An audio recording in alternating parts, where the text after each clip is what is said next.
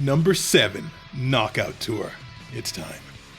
Finally, there's an elimination race mode in Mario Kart. It's been a long time coming, but Knockout Tour is a transcontinental race that will take you across the whole continent, a whole bunch of racetracks, and a whole bunch of different terrains. It actually keeps things really fresh, and you can do things at up to 150 cc's or mirror mode when you unlock it. If you wanted to see their thesis statement about one seamless open world come to fruition, nothing does that better than Knockout Tour, because you won't be going through racetracks like you would normally. Knockout Tour may take you through part of a racetrack, it may take you through a racetrack backwards, it may take you to a road that is adjacent to a racetrack that has nothing to do with it. It actually really is like its own thing. To separate itself even more, you start off with a rolling start, which is another cool thing you can do. This is like if you took a Grand Prix and took all 3 laps from all 3 races, separated them, and tied them together in one long string and made it a race. Knockout Tour can be up to 10 minutes or more. There are numerous checkpoints along the way, and if you don't keep up, you get knocked out. Because you have to physically go from one location to another, this requires there to be far more straightaways than there are on a normal road. And you get to test all the items, change your costumes, and do whatever. You'll see bullet bills because items in general have been so amazingly depowered in Mario Kart World, they're not much of an issue.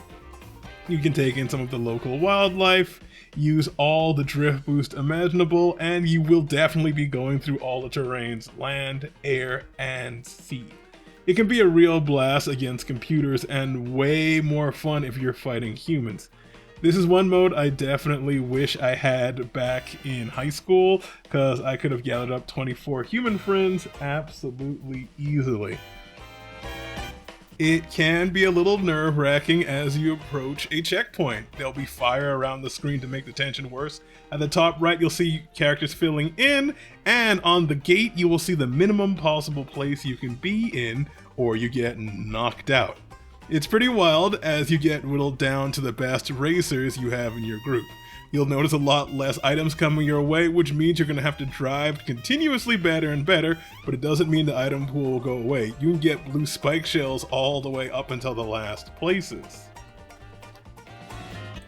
Speaking of items, by the way, I haven't mentioned the golden mushroom, which you can't pump as much as you could back in the day, but it definitely feels like you get more of a boost out of it. In this game, golden mushrooms are a gift from God and are super powerful. In fact, even normal mushroom boost when used properly can change your place dramatically. Some of the more powerful items like bullet bills are super depowered, and I really, really like that. On these straightaways, you will notice some enemies that you wouldn't see in any other mode besides Knockout Tour, because Knockout Tour has its own sets. Even going just between 2 checkpoints, we've already gone through upwards of 10 different terrain types, and that is one of the most appealing things about it.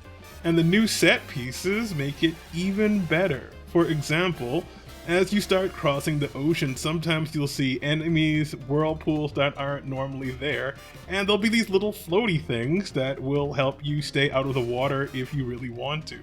This matters because 1, aesthetically it looks cool, but 2, some characters are actually faster in the water and some characters are faster on land. Hidden stats are back, hardcore Mario Kart people. It does matter. It's also really fun to be in a race where you're putting everything on the line for one victory. You're basically doing an entire Grand Prix in one shot, hoping you'll get first place. And if you want the gold trophy with 3 stars, it's actually quite difficult. To do that, you pretty much need to be in first throughout every checkpoint and finish in first, which sounds easy, but is actually kinda rough. They did do a patch that made the computers much stupider recently, so it's a lot more doable, but any of you who were there for day 1 and did that, I tip my hat to you, you have my props. As you approach the final 8, Knockout Tour begins for real. Every mistake you make and every choice you make starts to matter more and more. You do have to be careful because Lakitu is a little strict sometimes, and if you go what he considers out of bounds, he will grab you. Some of this is just memorization, but you really have to pay attention to the barriers on either side of the track, because that's one criticism I have for World. You would think you would go off-roading more, but Lakitu is a little strict and is not even depending on what part of the track you on, but this is something you'll learn more as you do the Knockout Tour more than once. You'll notice that even though you are down to 8, which was old school Mario Kart Max player numbers, you're still getting all the items you want. You're getting golden mushrooms, you're seeing mini mushrooms, you're seeing blue spike shells, boos, and all that stuff. The item pool does not dilute, even down to the last 4. I said it earlier, but I cannot emphasize that much. In the last 4, there is almost always at least one blue spike shell, and with 4 people, that is downright cruel. My only advice for you in Knockout Tour is go off-road, use all the shortcuts you've taken, and you never know when you can get an item at the last minute which could change your fate. So never, ever give up until the last possible moment.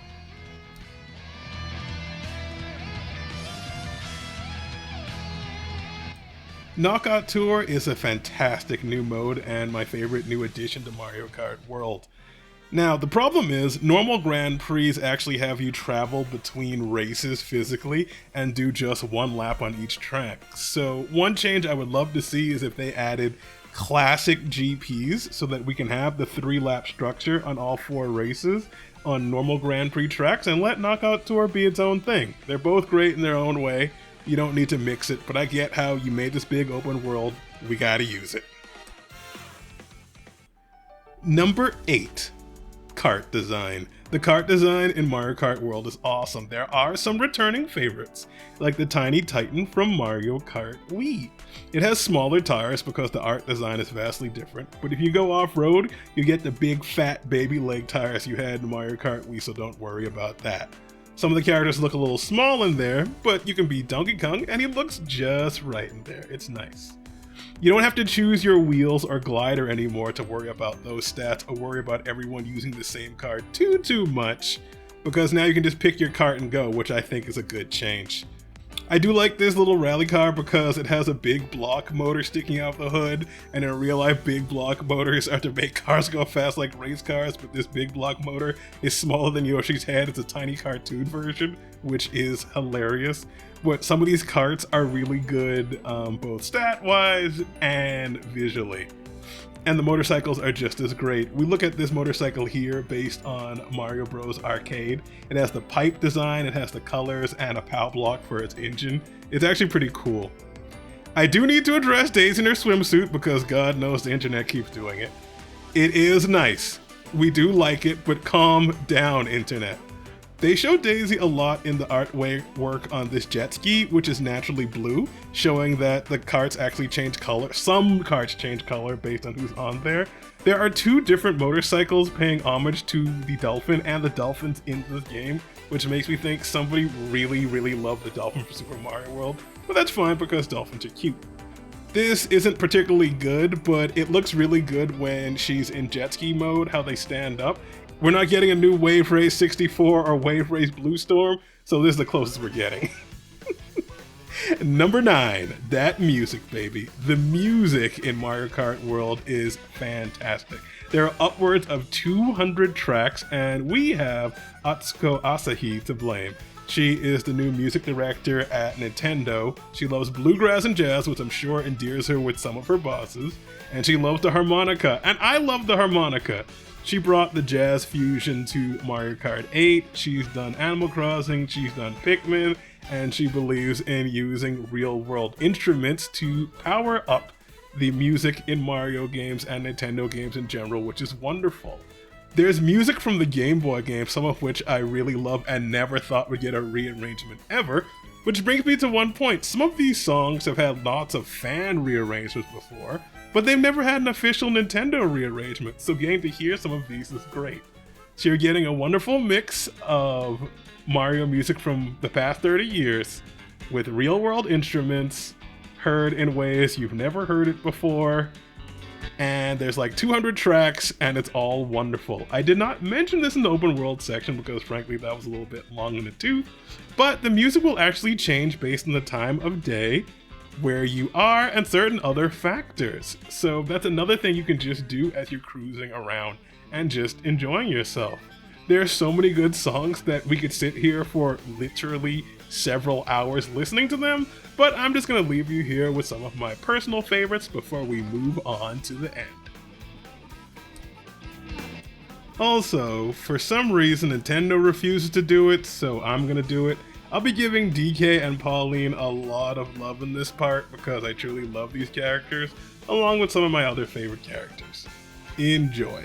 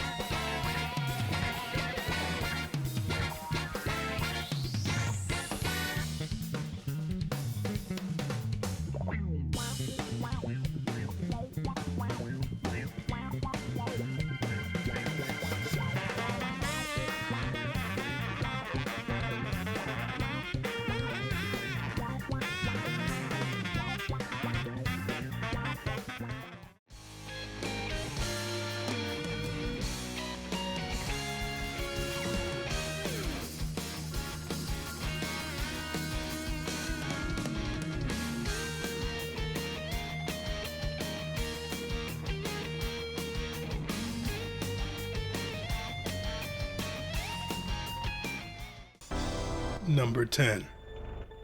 Rainbow Road is special. Nintendo felt that Rainbow Road was so special that after decades of not having a Mario movie, the first one they yet to do, they featured Rainbow Road prominently in the marketing. It was its own character, with them in carts and even the blue spike shell in the background.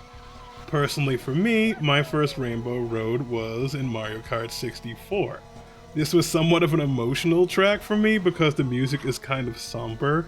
There's sort of these cool neon light images of all the characters.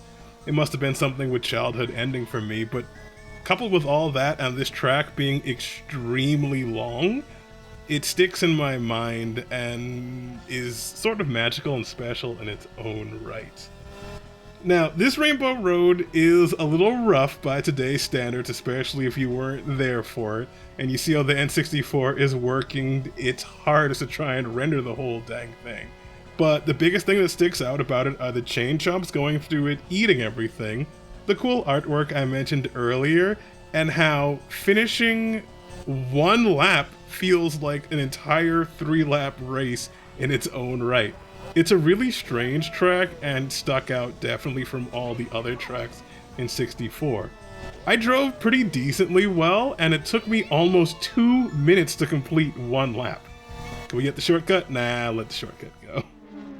In Mario Kart 8, hashtag best title screen ever, there were several Rainbow Roads. The default Rainbow Road from Mario Kart 8 is kind of sad and sorry, honestly, and I forget that it's the original Rainbow Road all the time. They went with this sort of man-made design. Mario Kart TV was the big thing in Mario Kart 8, like the whole thing was a big production characters watch on TV, so it's in this big satellite. The colors are somewhat muted. I've come around on this track over the years, but I gave it a really hard time because it didn't really feel special to me. It's a cool track and you can drift around, and it's definitely shorter than the 64 one. But it just isn't magical, and Rainbow Road needs to be magical now. One quick cool thing, I give Mario Kart 8 Deluxe a lot of hell, but on the highlight reels, you can turn off all the sound effects, make it only music, make it only sound effects, and put your own tracks on, and you had a lot of granular control. I don't know why they did that. It seems to be a mode that's just for content creation, Though it was at a time when you could upload videos directly to YouTube from Mario Kart and the Wii U, so maybe that had something to do with it. That was a really weird thing, and I don't really know what the purpose was, but it was a cool thing you could do. My point is, while this Rainbow Road is kinda sorry, it's not the only Rainbow Road they had. When they got to Mario Kart 8 Deluxe, they actually brought back the 64 track, and they made it absolutely beautiful. The colors are vibrant, you can see the world beneath, you can fly a little bit. The neon light art is represented by these wonderful firework explosions. There's a magical train driving around, throwing money to the people. The music is great, the track moves and undulates like it's a big ribbon floating in the sky, and the music is fantastic. But there was one thing to mess it up. You'll notice that Makitu came down to show us we're on the second quote-unquote lap. This track is way too short. If it was a 3-lap track, it would be just right, but because this is just one A to B course, going around doing a single lap, it's way too short. You can finish this entire new Rainbow Road in the time it takes to do one lap on the 64 version, because even in this form, it is much shorter in general. I do generally love this track, but that always stuck with me that there was never a lap toggle to change it and make it 3 laps, which would have made it pretty much perfect, and it would have been my favorite. I also like how the chain chomps are just kind of bouncing around as ball obstacles on the course. They don't really know what they're doing there, but it is funny. This track is so important, it appeared even in the marketing for the game we will get to later. But Mario Kart 8 Deluxe is not done with Rainbow Road just yet. Wait, there is indeed more. Because they had one more Rainbow Road. They actually have Rainbow Road from the Super Nintendo, and it's awesome. Of note, before we miss it, in the background you have those old Super Nintendo style hills with the eyes on them, and they have the cool rave lights on them. It feels like if you jump off of this, you'll get into some crazy 3D remake of Super Mario World, and that thought is absolutely wonderful. The cool thing about this track is they kept it angular like it was in the Super Nintendo, but the colors just pop and stick out. I have a really nice TV, so this stage looks really cool, and I love how it's one of the more skill-based tracks in Mario Kart 8.